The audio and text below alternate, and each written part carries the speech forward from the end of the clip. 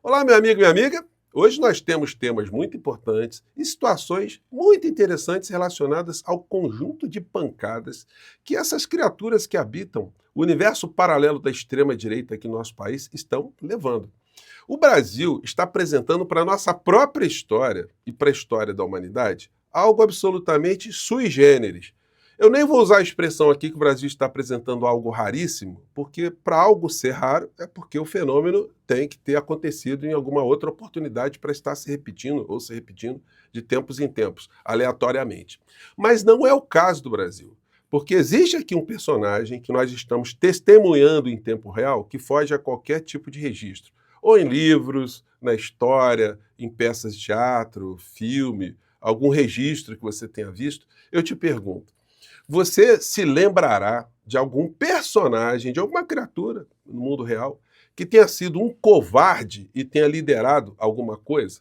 Um covarde é capaz de liderar uma nação, um segmento político, sei lá, é uma seita, mas aqui no Brasil nós estamos diante dessa criatura, Jair Messias Bolsonaro. Gente, como é que pode a criatura ficar chorando o tempo todo, se humilhando, desdizendo aquilo que disse, se acovardando e mais, traindo aliados, sendo uma pessoa cínica, dissimulada? Pois bem, de ontem para hoje aconteceram mais fatos como esses aqui no nosso país. Eu vou conversar com vocês sobre outras situações também que são pancadas que essa gente está levando, mas vamos começar com esse fato aqui.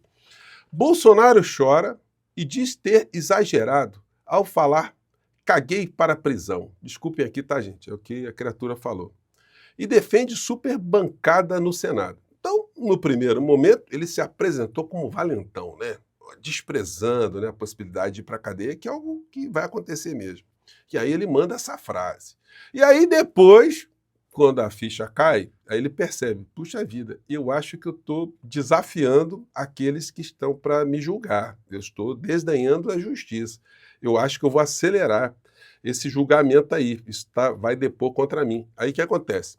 Ele mantém aquilo que ele falou, ele é um homem corajoso, convicto, ele sabe o que ele está falando, ele se sente de fato injustiçado, ele se sente numa situação que ele tenha que enfrentar? Não, né? Aí o que acontece? Puxa, me arrependi. Aí já voltou com a frase para trás. E além de tudo, chorou. Ontem foi o show do Chororô lá no evento do PL, né? O Carluxo também se esbugalhou em lágrimas, enfim. Que eles estão percebendo que aquilo que eles fizeram está trazendo consequências. Agora, o pessoal da extrema-direita, teve um aí que, enfim, cometeu um ato meio inadvertido e quase que ele jogou a figura do inelegível no Marapuca. Do que eu estou falando? Bom, fazer um corte aqui e vamos entrar num fato aqui muito interessante que a gente não pode deixar esquecer para a gente retomar aqui o fio da história. Como vocês sabem, no meio desse processo histórico que nós estamos vencendo aqui no Brasil, o ministro Alexandre de Moraes ele tem se comportado como uma verdadeira muralha, uma verdadeira parede. É lamentável até que a gente não tenha visto muitos pronunciamentos de outros ministros da corte de uma forma muito enfática, sempre prestando solidariedade ao ministro Alexandre de Moraes, enfim. Talvez isso seja até um comportamento para preservar a independência do Poder Judiciário, os ministros se colocarem ele na posição mais discreta para poderem fazer julgamentos mais contundentes, enfim, talvez seja isso. Mas o ministro Alexandre de Moraes ele figura quase como um cavaleiro solitário. Eu acho que ele sabe que pessoas como eu e você estamos respaldando, nós estamos conscientes daquilo que ele está fazendo. Agora, os veículos de comunicação também poderiam ser mais honestos com isso que está acontecendo, porque nós temos um aqui que está funcionando como o jornal negacionista, me refiro à Folha de São Paulo, que agora virou o advogado de defesa do inelegível, né? Mas vamos trazer aqui essa criatura que andou tentando colocar medo no ministro Alexandre de Moraes, como toda essa extrema-direita, eles ficam espalhando isso o tempo todo, né? O ministro Alexandre de Moraes vai se dar mal, enfim.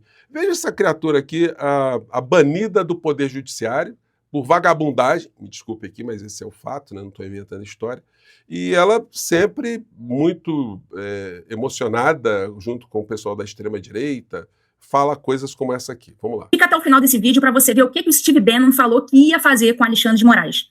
O Moraes está lá, né, fingindo costume, fingindo que está tudo bem, mas eu posso te garantir que não passa nem Wi-Fi. O Moraes já estava sendo muito conhecido aqui nos Estados Unidos desde o episódio Twitter Files, em que o Musk deu exposed e revelou as decisões secretas do Moraes, em que ele obrigava as plataformas a censurarem conteúdos sem dizer que as decisões estavam partindo dele. E as coisas então foram só escalando, e agora veio mais esse escândalo internacional. O Moraes não permitiu a devolução do passaporte do Bolsonaro, e eu posso te dizer que isso pegou muito mal por aqui. O Trump vai levar isso para o lado pessoal. E a coisa escalou tanto, mas tanto, que o Steve Bannon, que é aquele famoso conselheiro, estrategista do Trump, ele deu uma declaração bombástica. Ele disse que o Moraes é demoníaco. E aí vai, né? Então aí o pessoal da direita vai consumindo esse tipo de coisa, né? E o ministro Alexandre de Moraes, né? Para eles deve estar morrendo de medo. Como ela falou aqui, a juíza usou a expressão jurídica, né? Muito vetusta, né? Ela disse que não passa nem Wi-Fi. Então, isso para vocês verem o nível da criatura, né? O senhor Paulo Figueiredo, o neto do ditador, também gosta de dar aulas de democracia, amedrontar ou tentar amedrontar o ministro Alexandre de Moraes. Publicou o vídeo, urgente, Trump processa Alexandre de Moraes. Vamos ver. No Brasil, do Alexandre de Moraes. Mas o Alexandre de Moraes está se tornando réu nos Estados Unidos do Donald Trump. E eu hoje vou noticiar detalhes desse processo do Trump Media and Technology Group, a empresa de propriedade do Donald Trump. E aí é o seguinte, né? Agora eles falam, nossa, o ministro Alexandre de Moraes deve estar debaixo da cama. Outro vídeo aqui da criatura com o advogado da empresa de extrema-direita nos Estados Unidos e aqui no Brasil, a tal Rumble. Perguntar de maneira objetiva, quais são as leis e os tratados internacionais que o Alexandre de Moraes teria infringido? Bom, até onde a gente entende, o que aconteceu com essas ordens é sem precedentes. Aí vem com essa milonga, pega essa... E sempre assim, né? A bomba atômica de Trump para acabar com Moraes, revelada. E aí, o que a gente vê depois dessa farofagem toda? Vou colocar aqui o César Tralli falando para eles o que aconteceu. Vamos lá. Fala, Tralli. Vamos ver se vai entrar aqui, né? Deu o reloginho aqui. Como vocês sabem, gente, meu papo aqui com vocês não é editado, né? Então fala, eu já vou trazer para você aqui. E já vou pedir licença para a gente ir para o telão para dar uma olhada juntos. O ministro Alexandre de Moraes, do STF, acaba de bloquear a plataforma Rumble no Brasil, a rede social, que é uma rede social de vídeos. São 32 páginas. Essa decisão assinada há pouco pelo ministro Alexandre de Moraes, daqui a pouco já está no site do STF. Não está passando Wi-Fi, não? Trump está acabando com o ministro Alexandre de Moraes. O ministro Alexandre de Moraes está com medo, né? Ele está com medo de ir para os Estados Unidos, enfim, né? Tá aí, ó, o que ele fez. A empresa é do Trump, ou tem ligação com o Trump. Aqui no Brasil não vai operar, enquanto não se adequar à legislação brasileira. Ponto final. STF também, e eu trago para você aqui, então, em primeira mão, a decisão do ministro, esse é o trecho final, e depois a gente vai esmiuçar melhor. Ela diz o seguinte, que existem requisitos legais consistentes de descumprimento de ordens judiciais, tentativa de não submeter a rede ao ordenamento jurídico do Brasil, um ambiente de total impunidade e terra sem lei nas redes sociais, e aí, portanto, o ministro determina que a Rumble saia do ar por meio da atuação aí com várias denúncias e suspeitas de grupos extremistas, milícias digitais nas redes, divulgação massiva de discursos nazistas, racistas, fascistas, de ódio, antidemocráticos. Então o ministro determina a suspensão imediata. Estou lendo com você aqui a decisão. E aí, senhor netinho do ditador, a senhora juíza de pouco trabalho, ex-juíza, vocês vão gravar vídeo agora, dizendo que o ministro agora está com medo ainda? Então, gente, é a covardia como o fio condutor dessas criaturas todas. O Inelegível ontem ele deu uma entrevista de 1 hora. Gente, eu, por dever de ofício, eu tive que assistir. Qualquer pessoa, eu fico pensando o seguinte, se um ministro da Suprema Corte assistir essa entrevista do Bolsonaro, o horror é gigantesco, porque ele mente a cada frase. Ele consegue enganar as pessoas que são fanatizadas na sua própria seita. Mas alguém independente, chegasse aqui, um estrangeiro que não soubesse nada que está acontecendo no Brasil e analisasse os fatos e aquilo que ele fala, ele ia ver que ele estaria diante ali de um covarde, de um simulado, enfim, de uma pessoa, né, que praticou aquele ato ali, aquele retorno do que ele falou, né, caguei para a prisão, depois ele, parece que o ventre dele ficou solto, e aí ele soltou de uma vez, né, tendo esse recuo. Ontem, nesse programa, esse jornalista aqui, foi pouco inteligente, porque ele jogou o Bolsonaro numa fogueira gigantesca. Se o Bolsonaro dá um escorregão aí, ele já tomaria uma prisão preventiva ontem. E aí o Bolsonaro tremeu. Ele, puxa vida, como é que o cara fez uma pergunta dessa? Do que eu estou falando? Vamos lá.